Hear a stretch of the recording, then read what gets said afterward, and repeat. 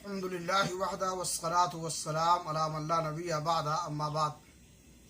इस्लामी भाइयों, वो गुस्सा जो दुनियावी मामलात में हो, इस्लाम में वो मज़मूम है और उससे रोका गया है। लेकिन वो गुस्सा जो अल्लाह और उसके दीन के लिए हो, अल्लाह की हुर्मतों को पामाल किया जा रहा हो, उस मौका पर गुस्सा किया जाए तो यह महमूद और मतलूब है। ऐसा शख्स जिसके मिजाज में तेज़ी हो, तुंदी हो, उसे बार बार गुस्सा करने से मना करना चाहिए और रोकना चाहिए।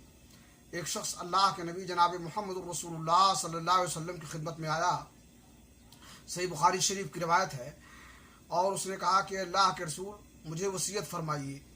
तो अल्लाह के नबी जनाब मोहम्मद रसूलुल्लाह सल्लल्लाहु अलैहि वसल्लम ने उससे कहा, ला तग़ज़ब फरद्दद मिरारन क़ाला ला तग़ज़ब, कि तुम गुस्सा मत करो।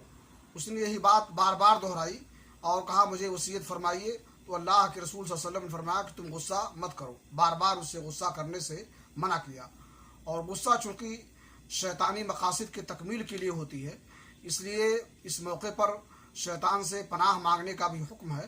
तो इंसान जब गुस्सा में आए तो अऊज़ु बिल्लाहि मिनश शैतानिर रजीम पढ़ ले। अल्लाह रब्बुल आलमीन हमें तौफीक बख्शे कि हम अल्लाह उसके दीन के लिए गज़बनाक हों और गुस्सा हों, और दुनियावी उमूर में अल्लाह ताला हमें गुस्सा करने से महफूज रखे। तक़ब्बल या रब्बल आलमीन। सल्लल्लाहु अला नबिय्यिना मुहम्मद व अला आलिहि व सहबिहि अजमईन।